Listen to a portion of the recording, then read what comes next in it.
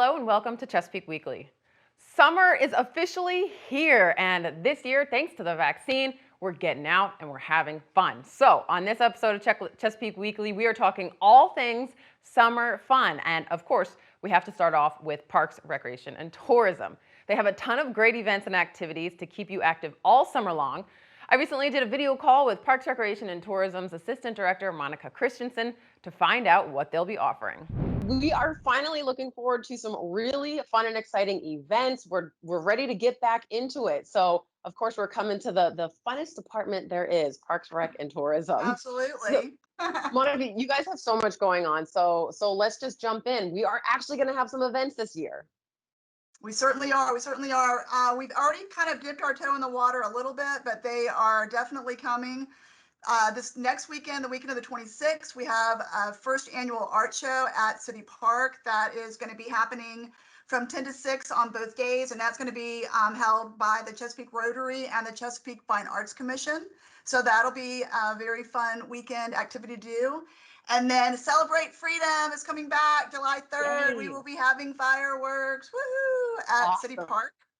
So that event is going to be very similar to what we've done in the past, but it will not have a lot of the hands-on activities, obviously, that we've done in previous years. We're going to have strolling entertainment.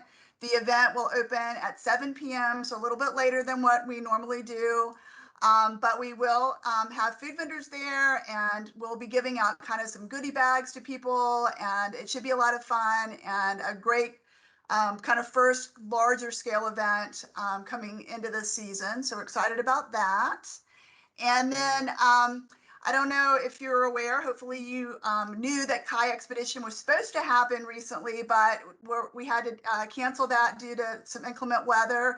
But the silver lining in that is that we are going to be doing Sundays on the Lake in August. So in August on Sundays from 10 to 4, we are going to allow people to bring their kayaks or paddle boards and their canoes to Oak Grove Lake Park and enjoy the water there each of those weekends. So that's going to be a really fun new thing that we're doing. And then our outdoor programmer is phenomenal, and we have outdoor activities going on regularly all over the city. We do pop-up parks. So at one of your neighborhood parks, you could just see us out there doing some fun programming. We don't really say where those are happening. They're kind of wherever we decide to go. And so that's fun. And we do Nature's Academy classroom activities that are educational at the Chesapeake Arboretum. We also do Sunday, the Back Bay astronomers come out and do events at Elizabeth River Park during the daytime on Saturdays, Sundays. And then we also have them out at Northwest River Park in the evening. So a lot of fun outdoor programs happening with that. We just started Paddle the Peak. So we didn't do Paddle for the Border this year. That's our partner event, which is awesome, that we do with Camden County, North Carolina. And it's thousands, or not thousands, but hundreds of boats that go up the Intercoastal Waterway. It's very awesome. Couldn't do that this year, so we started Paddle the Peak. So there are several sites around Chesapeake with signs on the water. So you can only see the sign if you're actually on it, and you can win prizes. So if you go to Visit Chesapeake, you can download the app and you can log into that, and you go and you take pictures next to those things, and you can win really great stuff like this very cool hat. Ooh. This very cool water bottle. Oh, And cool. so there's all kinds of cool swag, and it's a lot of fun. You get bragging rights that you've been out on the water in Chesapeake, because that is a really beautiful and fun way to experience Yes. Chesapeake. And then, so there's just a lot more things happening with tourism as well. So go to Visit Chesapeake for all the things happening with that. All right, she went over a whole lot there. So a few notes. This weekend, Saturday and Sunday, is the Spring Art Show at City Park from 10 to 6 both days. This event will have local and national artists, live music, craft beer, and food trucks. Admission is free. Then on July 3rd, it's Celebrate Freedom. The fun starts at 7 with the U.S. Fleet Forces Band and Roaming Entertainment. Tidewater Winds Concert Band at 8:30 and fireworks around 9:30. Admission is free and parking on site is $5. For everything else that Monica talked about, you can visit Parks, Recreation, and Tourism at cityofchesapeake.net/PRT. And you can also follow them on Facebook, as well as checking out tourism at visitchesapeake.com.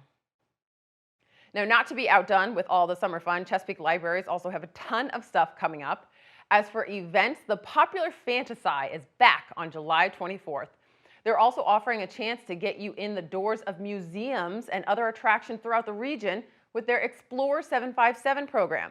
You'll be able to check out passes to attend select institutions for free. Plus, they've got a wide variety of pop-up activities at library branches throughout the summer.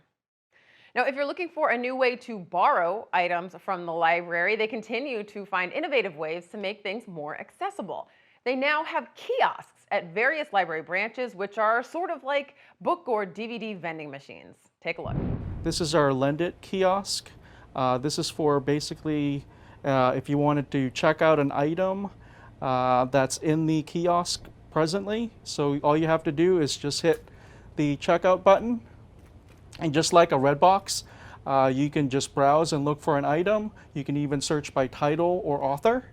But in this case, I'm just gonna pick an item from the kiosk and select it, hit checkout, scan your library card, enter your PIN, and it's gonna take my card, it's valid.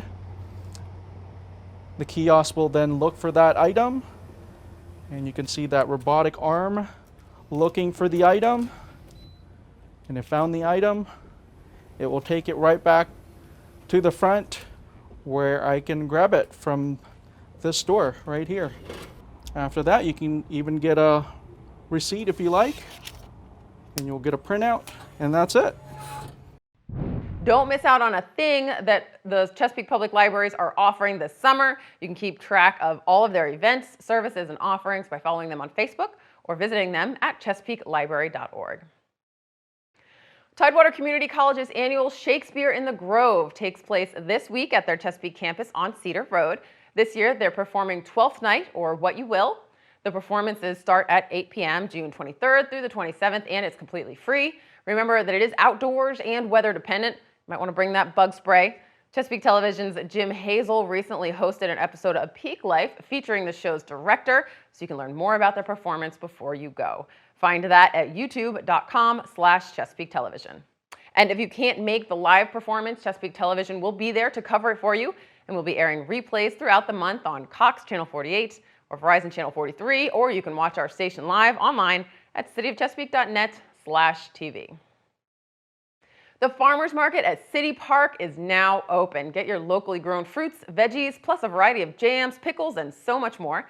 The farmers market is open from 8 to noon on Wednesdays and Saturdays at the open air market shelter in City Park. That's over by Fun Forest.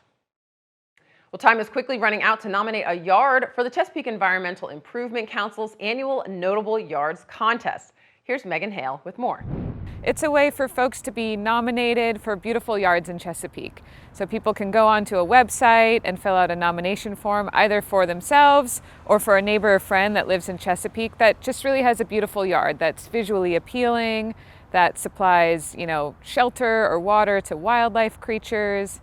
I think the CEIC would like to encourage other homeowners and folks that have yards to do things right for the environment. So by using fewer pesticides or chemicals and growing their own food, we can really help kind of with that environmental impact on our community.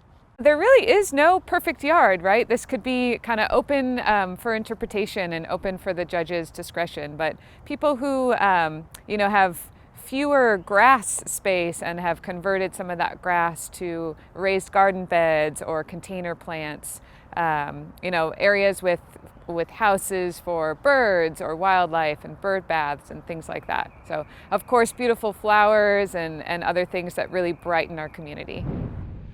So to nominate your own yard or a yard you think is deserving, you can find the nomination form at cityofchesapeake.net/CEIC.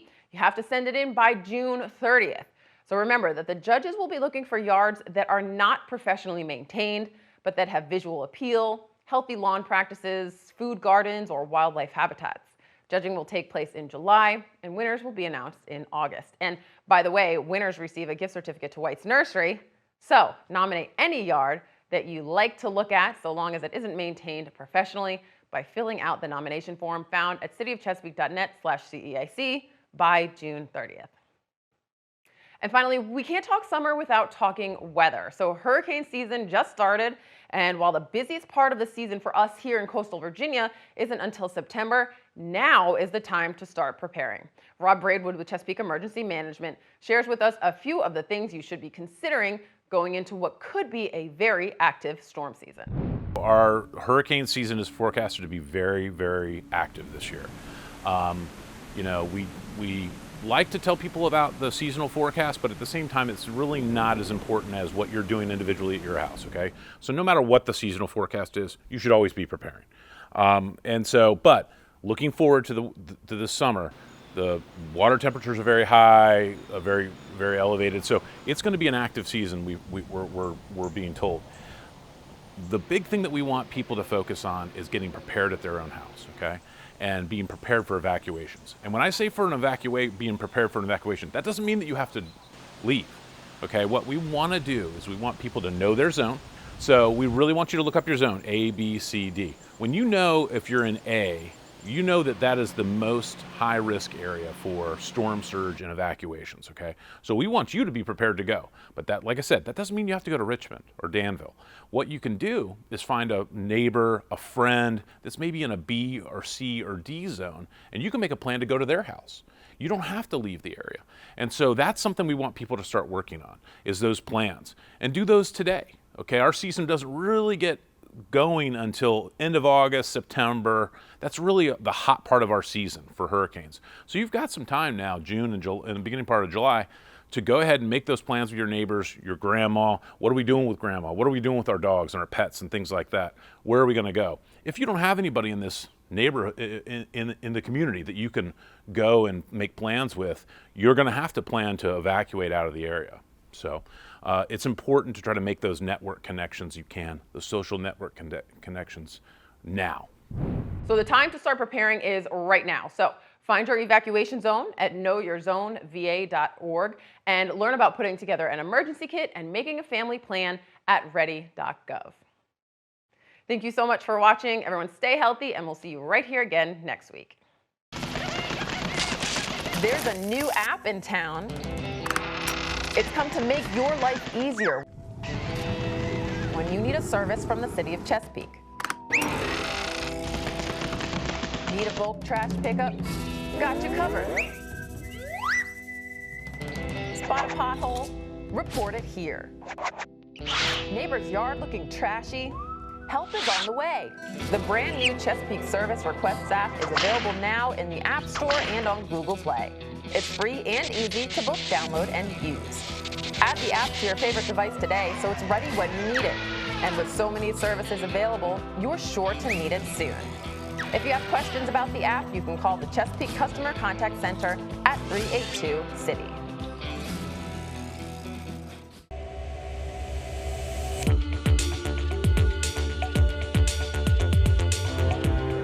The leading cause of kitchen fires is unattended cooking. Always stand by your pan.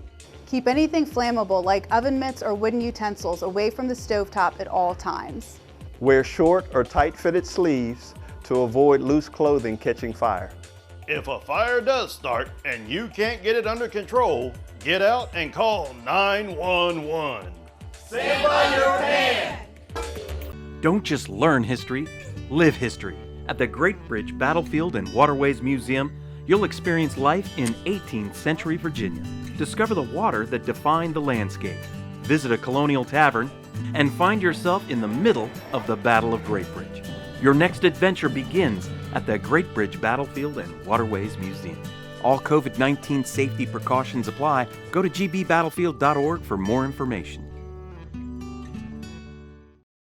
Hi, I'm Victor from Waste Management and Division of Public Works.